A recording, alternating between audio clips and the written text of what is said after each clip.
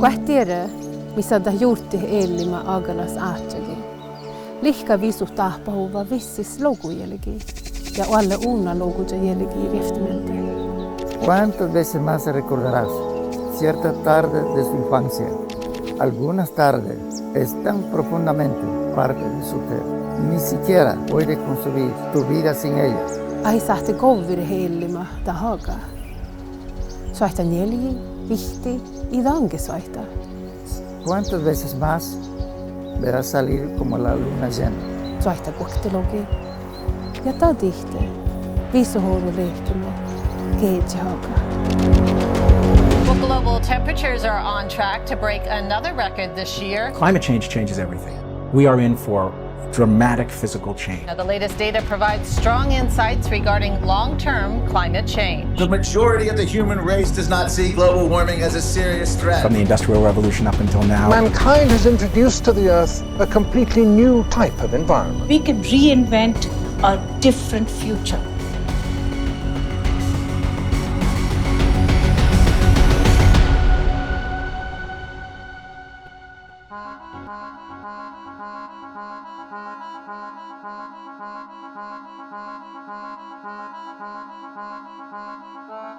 Okay, ready?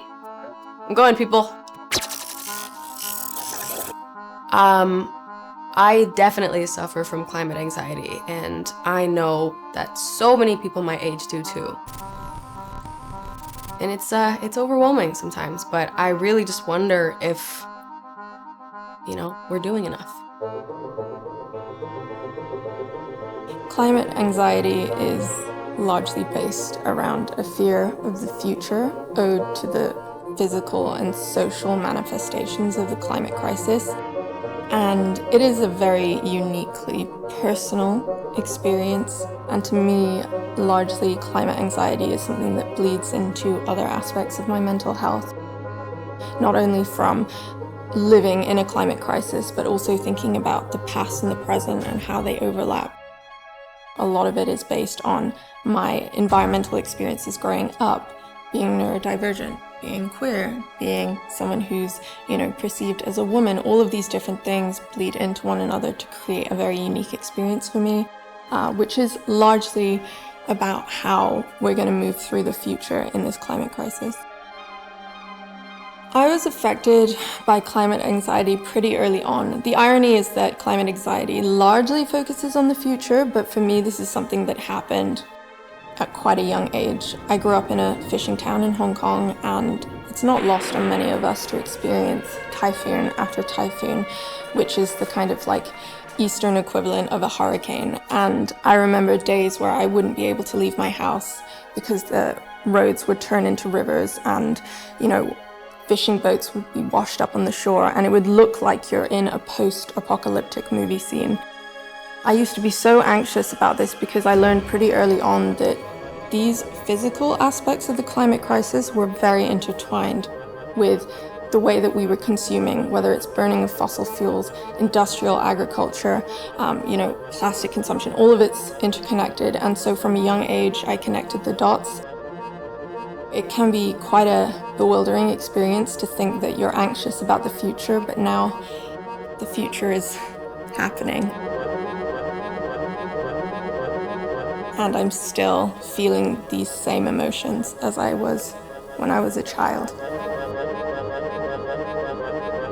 I did experience climate anxiety. I guess the first time I started thinking about it was when I realized that in Cuba, we're French in Cuba, and in Cuba there was more and more cyclones, and people started saying that the level of the sea would come up, and our house in Cuba is in front of the sea, so the possibility of losing your home came through, and I was like, wow, this is real.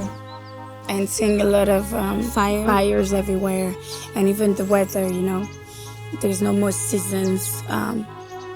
One day it can rain, even snow, and the other day, it's, the sun is out.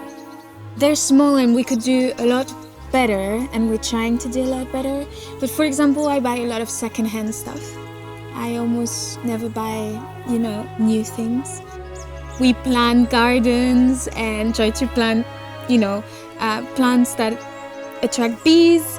We try to eat seasonally and locally. So now I actually pay attention when I'm buying, for example, kale. Where does the kale come from? Or tomatoes.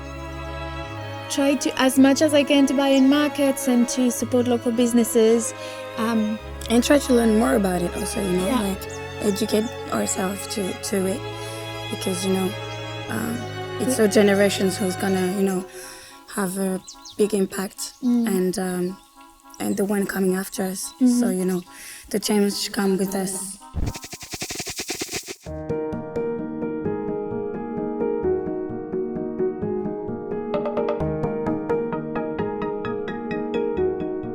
Climate change has affected the lives of so many people in my country, Uganda. As the global temperatures continue to rise, we've seen the changes in weather patterns, and we've experienced extreme rainfall and extreme dry spells. A lack of rain means hunger for so many people as crops dry out. But also too much rain means destruction of farms, destruction of schools, people's hospitals, people's livelihoods, and people's businesses. So a country like Uganda that has already experienced flooding and landslides in the eastern part of the country and the western part of the country, it's evident that the climate crisis is devastating so many people. I remember in school learning about climate change, but it wasn't an experience of the reality that was already happening on the ground. And when I saw these impacts, when I saw the floods, when I saw the landslides that had already happened in my country, I decided I had to do something about it. I decided I had to become a voice and join the different young people across the world who were striking for the climate. In 2019, a few weeks into my activism, I started feeling very frustrated because the climate disasters continued to happen across the world, and also the leaders continued to remain silent about the climate crisis. So it became very frustrating for me in that I couldn't have the strength to strike anymore. And at that point, I felt like I was doing this by myself. But one of the things that really helped me to get out of that situation was understanding that I am not alone in the movement, and that there are millions of young people across the world who are striking for the climate, who are advocating for a better future, a more sustainable future for all of us. So I decided to believe that I am not alone, and when I need to rest, I can rest knowing that someone else out there is advocating for a better future. And if that person needs to rest, they will know that I am somewhere speaking out.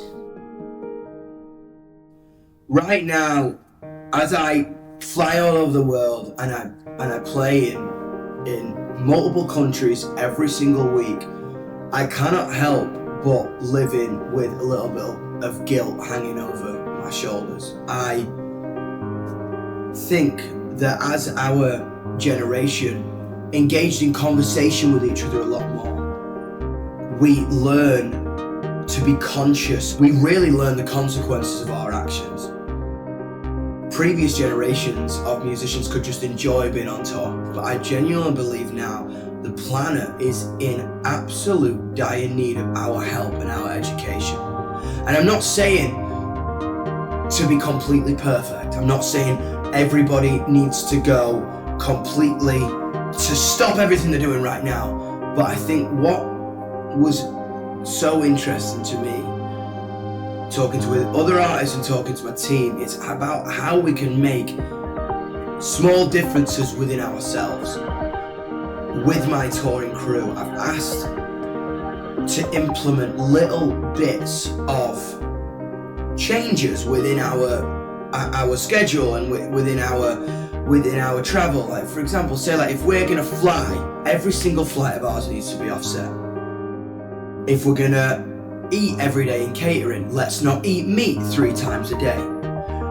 All my clothing at the minute, I wear repurposed clothes. I want to wear these boots of Vivienne Westwood, repurposed, recycled, vintage. So all the time I'm not buying new fast fashion clothes. It's about implementing things in your life that can make a big difference overall.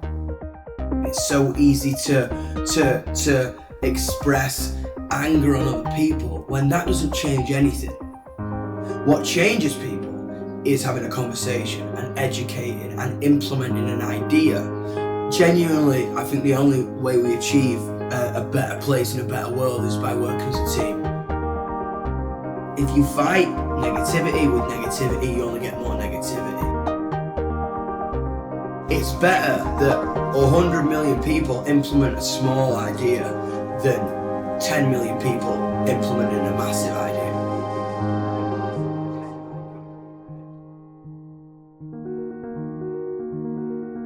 Whenever I'm like reading like the news about like, I don't know, we're chopping up the Amazon or like the forest, and like, I don't know, I see like pictures of like, I don't know, polar bears on a little ice flake all by itself. Whenever I read these things, I just feel like I never hear about like the people that are in these places. Like, we don't hear about the people that are actually living in the Amazon forest or the tribes, or like we don't hear about the Sami people in like the super far up in Norway. They base their lives around predictable seasons, and like now with climate change, like our season, like the seasons are like less predictable.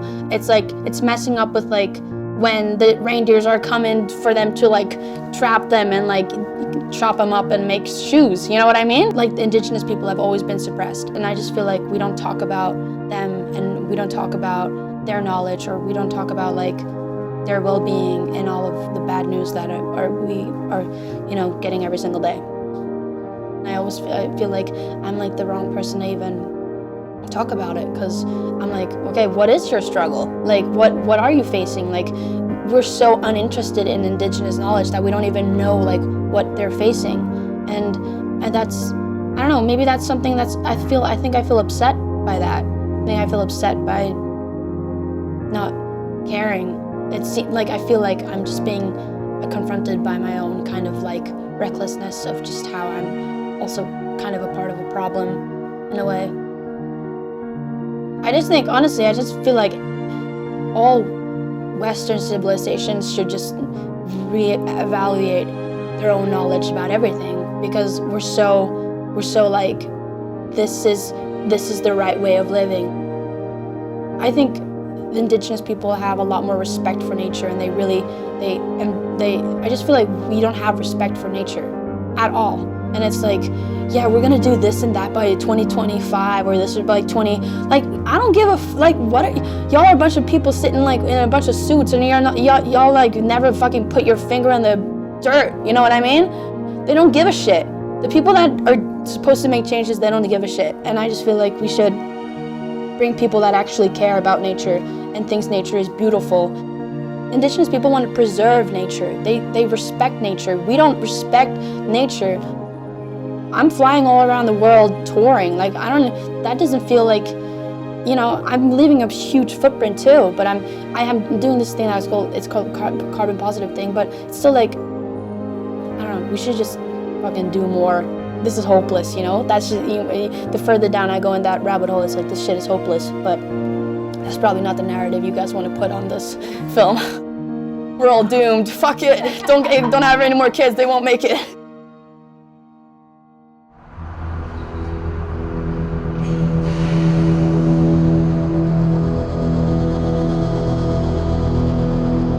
$7 billion people don't know we face mass extinction from climate change. This is because of the corporate media. It's their fault. They only ever mention climate change as a separate issue, whereas everything is connected to it. It's what they don't say that matters. What they do say is not the complete picture. It's just part rubbish. it doesn't have all the facts. Capitalism and climate change are two snakes that eat each other's tail, accelerating the economy down. We're on a permanent dive. The one is eating the other, getting worse and worse. In fact, it is the 4 horsemen of the apocalypse: war, famine, fire and flood, poverty. Halt climate change is our priority. It's what we should be doing. I was brought up in England by Ghanaian parents. My parents taught me that clothes were identity, precious, not at all frivolous. The pride and respect for clothing translated into me wanting to be a fashion designer. And as I was about to finish my first collection, a fire burnt my flat. My possessions and my collection left with nothing. It dawned on me once the ash settled.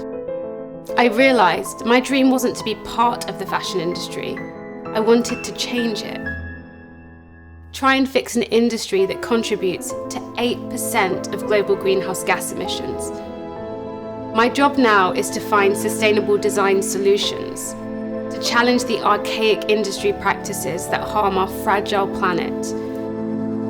Changing the respect we have for clothes, knowing their origins, their construction, the processes each item has gone through, can help us make choices that can help stop the demand for these items. And in turn, the negative effect that we have on our planet. We don't connect our clothes with fields, farms or forests, but that's where our cottons, leathers and viscose comes from. Even our synthetics like polyester are made from non-renewable resources like oil. All the processes to make our clothes, extracting fibers, making materials, cutting, sewing, trimming them, shipping them, down to us wearing them, all impacts climate, and this impacts people. In the Western global North, discussing the overconsumption and underutilization of clothes seems unimportant, but it presents a different reality to the global South majority, and parts of the world often most exposed to the harsh impacts of climate change, including in some of the very countries where our clothes are made. Rewearing, buying vintage, washing our clothes on a cooler temperature, and recognizing our privilege and experience, we can all have impact. We all belong in this conversation and have already been in it.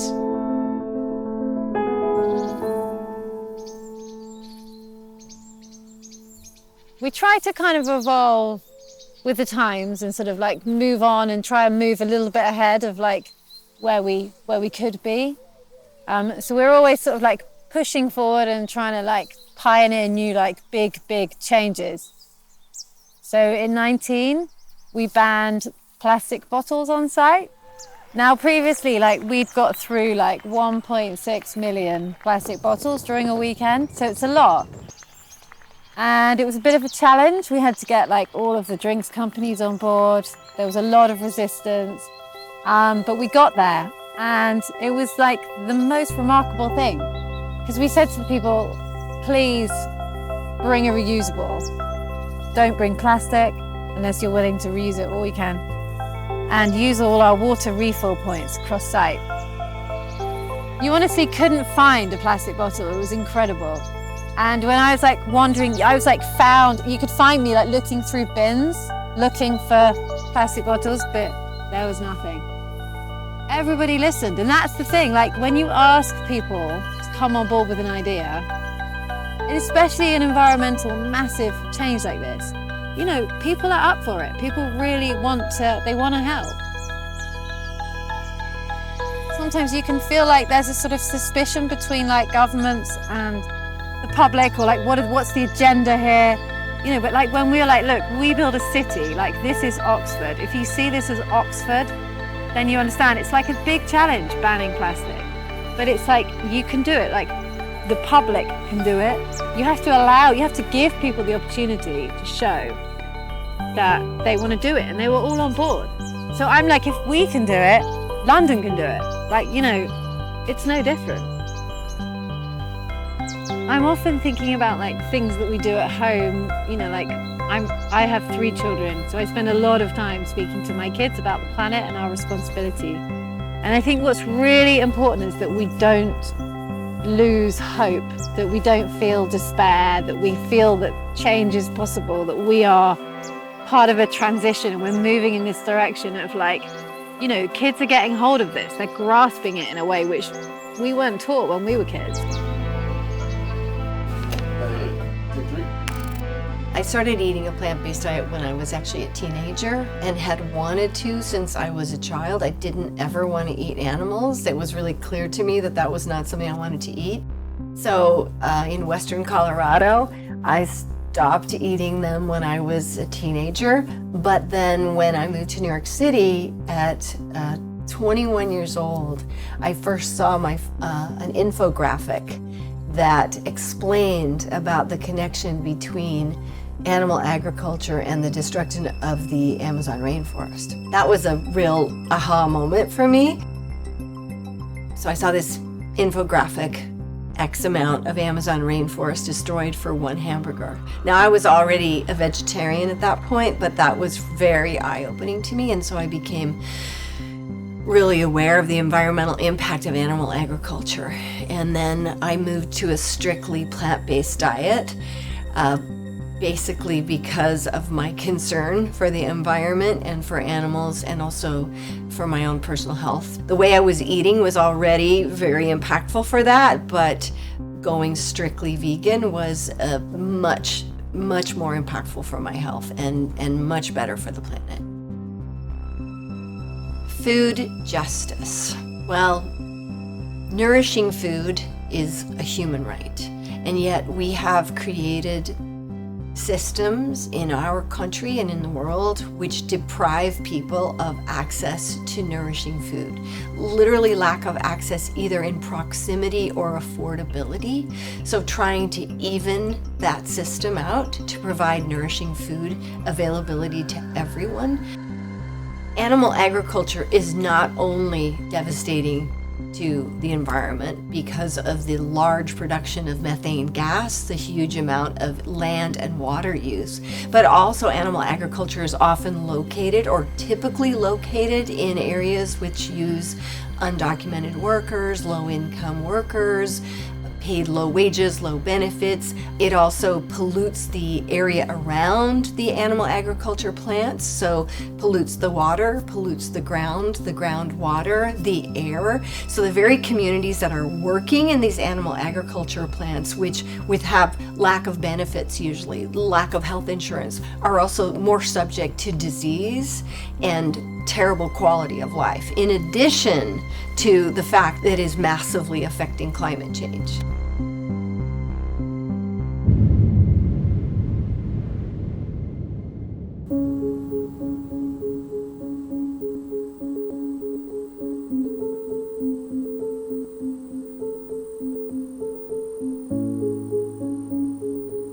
So the climate effect impacts the winter and also the summer. The summer are sometimes so hot that the reindeer calves die of the heat. They are not used to this heat. But the winter are the worst, because winter is the most vulnerable time for the reindeer to find food. And we would have managed, even though the icy layers cause the reindeer can't find their food, if we still had the old forests and we still had the land and water that our ancestors had. But I mean, only in, 6 decades, the deforestation has destroyed the reindeer lesion with 70%. And still, the government-owned forest companies are knocking on our door saying that they need more forests in order to be climate effective, and we have to give up even more of our ancestral land.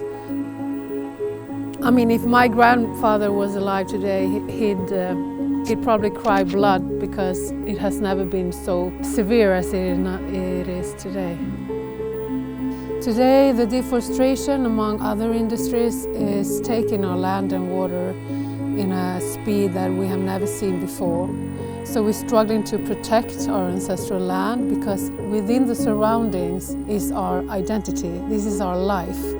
This is our culture. This is our history, and it's actually our future. But we have so much struggle with protecting today that it's hard to think about what will happen tomorrow.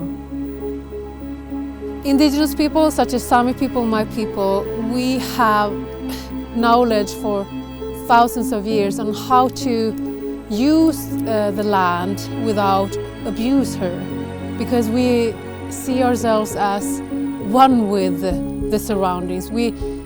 In my home, we don't even talk about nature because it's such a obvious thing. If you talk about the nature, you talk about a certain lake. We go to Wolvojauri, we get our water at Ateaurjohka. We let our reindeer graze in Arvas. We catch our fish in Rissajauri. The smallest hill has a name in our tongue. The snow has like 300 different names for different shapes. The reindeer antlers have specific names of each shape. That is how connected you are to the surroundings. I'd say that the most efficient way to protect Mother Earth is to protect her protectors. Stand with indigenous people because we are standing with Earth herself.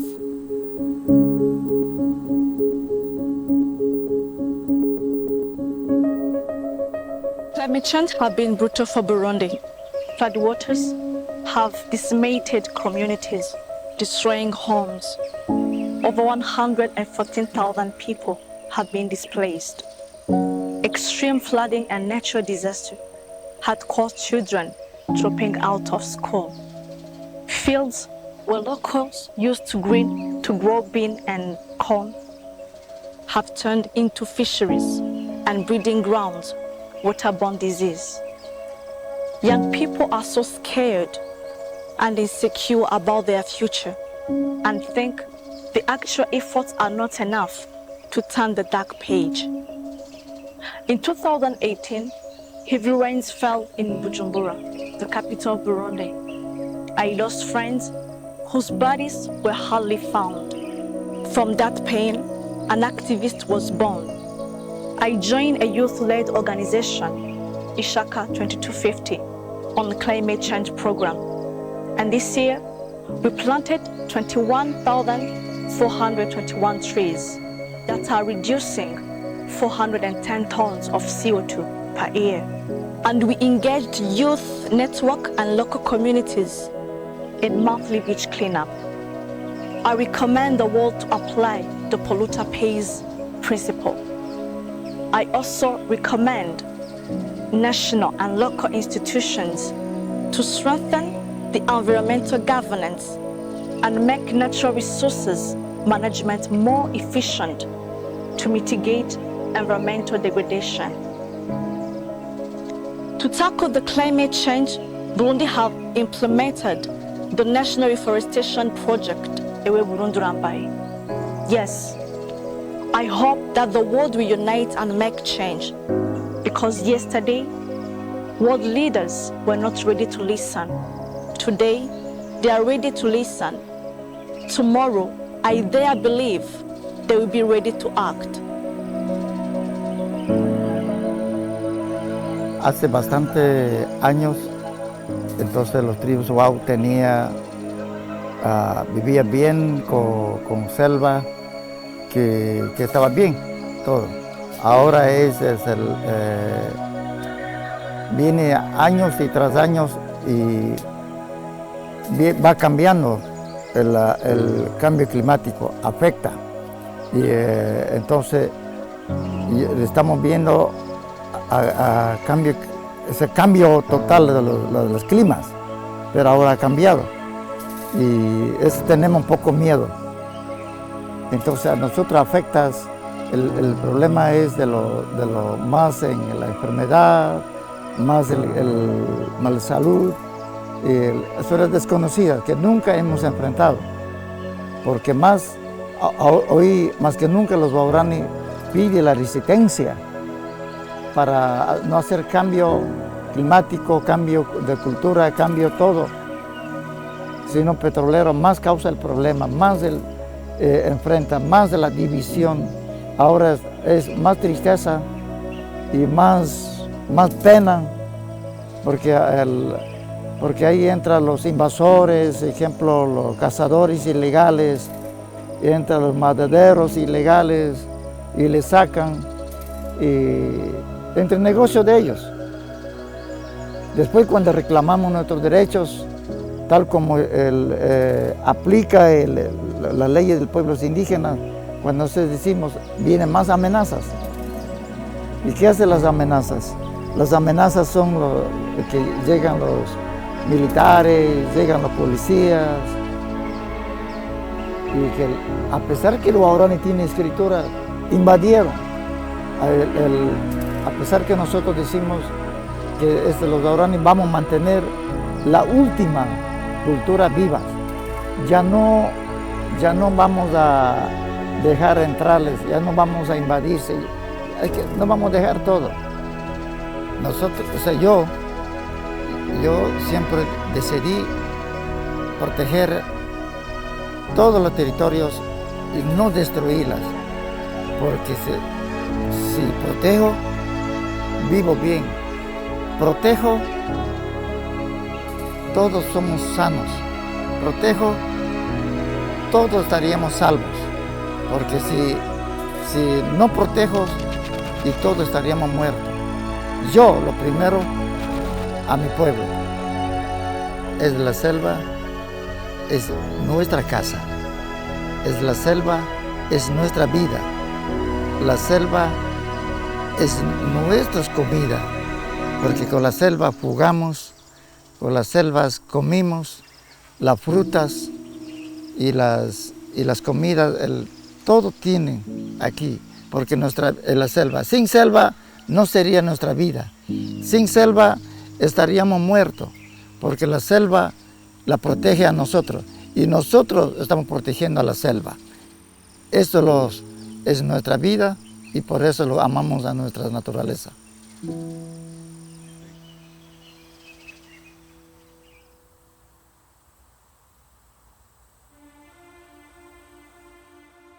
So you ask me what gives me hope.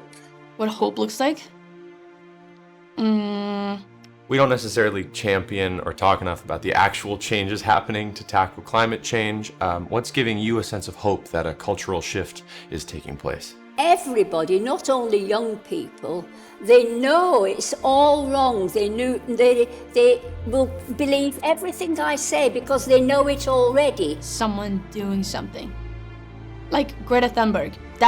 She's a beacon of hope. It's the young people that are paying attention, it's the young people that are listening and that actually care. I do have hope that another world is not only necessary for all of us, but it's actually possible. I find hope in the young generations.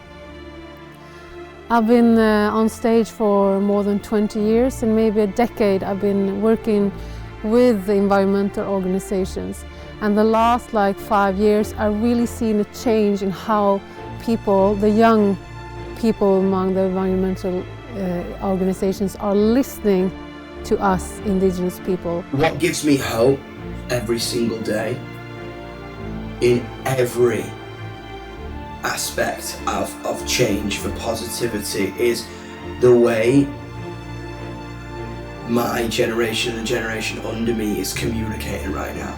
Next generation is coming through and they really care and they're really switched on. The problem is capitalism.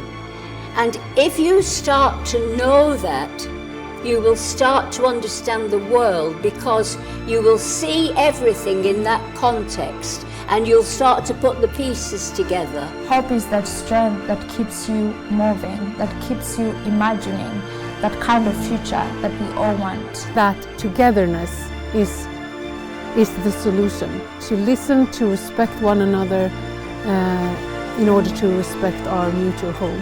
I think the fact that people are talking about it and mobilizing is something that, you know, I couldn't have dreamed of when I was younger. Y que el mundo, mi esperanza es que se una o que se unamos todos para poderte. I genuinely believe every single one of you out there has a voice. Use that voice for good. Use that voice for love. Use that voice to spread awareness. Now everywhere I go, I'm surrounded by people who give a damn. And that to me is really inspiring. Que ya es hora que podemos unirnos, luchar por la naturaleza y vivir bien. If I didn't have hope, then I would have no reason to continue fighting. So I believe that a beautiful and sustainable future is possible for all of us. The only thing we have to do absolutely is we have to halt climate change. None of us is perfect. There is always so much more we could be doing. But the little things we do matter. I'll just stop there. Mic drop!